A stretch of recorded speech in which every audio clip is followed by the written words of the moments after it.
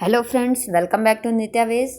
तो चलिए, सुबह के 8 बज चुके हैं और मैं नितेश आपके लिए लेके आई हूँ कुछ बढ़िया बढ़िया क्विज़ जो कि आपको बताएंगी कि आपका प्रिपरेशन लेवल कैसा चल रहा है। तो आज की इस वीडियो में हम डिस्कस करने वाले हैं साइकोलॉजी की कुछ क्विज़ जो कि आपको आपकी प्रिपरेशन का लेवल बता देती है।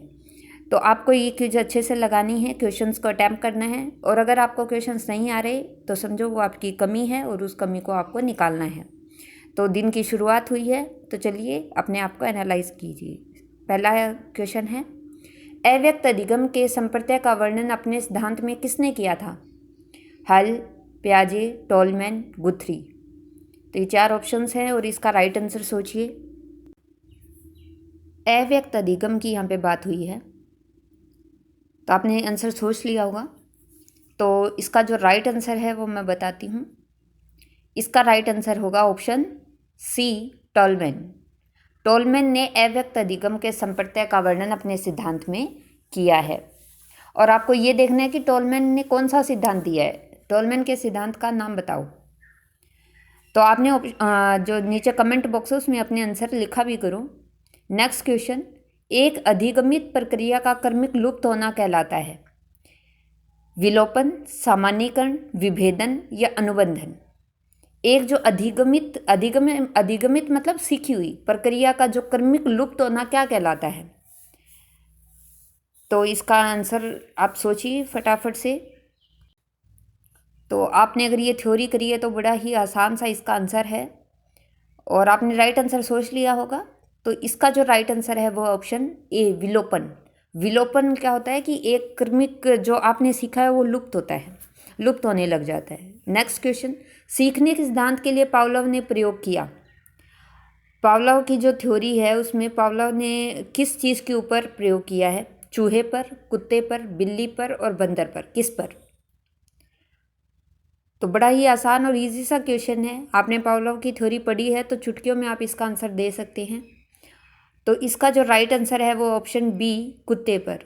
पावलोव ने कुत्ते की लार को काउंट करके और उससे एक्सपेरिमेंट किया था। तो कुत्ते पर किया था। और बिल्ली पर किसने किया है? बिल्ली पर और बंदर पर और चूहे पर किस किस ने एक्सपेरिमेंट की हैं, ये आपको नीचे कमेंट बॉक्स में मुझे बताना है कि बिल्ली पर किसने किया है, चूहे पर किसने किया और बंदर पर किसने किया है। तो पावलोव ने कुत्ते के व्यवहार को यहाँ पे उसने थ्योरी दी है। विलुप्त होना परिणाम है अवरोध का, पुनर्बलन का, तनाव का या दमन का? विलुप्त होना परिणाम है अवरोध, पुनर्बलन, तनाव या दमन। तो राइट आंसर सोचिए। एक इसमें करेक्शन है, इसका जो ऑप्शन बी है उसका पुनर्बलन का विलोपन, ये यहाँ पे लिखा नहीं गया, टाइप नहीं हुआ। तो पुनर्बलन का विलोपन या अभाव जो होता है वो यहाँ पे ऑप्शन है। तो इसका राइट आंसर ऑप्शन बी है कि विलुप्त होना किसका परिणाम है? पुनर्बलन का अभाव। यहाँ पे ये इसका राइट आंसर है। नेक्स्ट क्वेश्चन, सिद्धांत जिसमें किसी समस्या के तात्कालिक समाधान को प्रमुखता दी जाती है?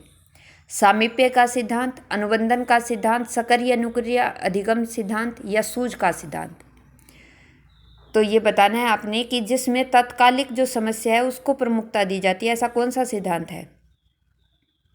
तो इसका जो राइट आंसर है वो है ऑप्शन डी, सूझ का सिद्धांत। और आपको ये देखना है कि ये सूझ का सिद्धांत जो है, क्या आपको ये आता है? अगर ये आता है तो ये किसने दिया है और किस चीज़ के ऊपर एक्सपेरिमेंट किया गया था सूझ के सिद्धांत पर, वो आपने नीचे कमेंट बॉक्स में बताना है।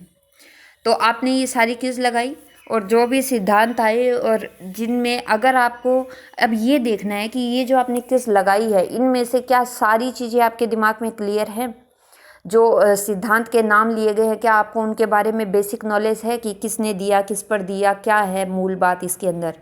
और अगर ये सब चीज़ें क्लियर है तो आपकी प्रिपरेशन बहुत अच्छी चल रही है। और नहीं है तो अभी दिन की शुरुआत हुई है, अपनी कमियों को जज कीजिए, एक कॉपी में नोट डाउन कीजिए कि ये पॉइंट मुझे नहीं आ रहे और उन पे आज फोकस कीजिए और शाम तक ये अपनी कमियां बाहर निकालिए अपने अंदर से, ताकि जब आप एग्ज़ाम में जाए तो आप अच्छे से अपना परफॉर्मेंस दे सकें।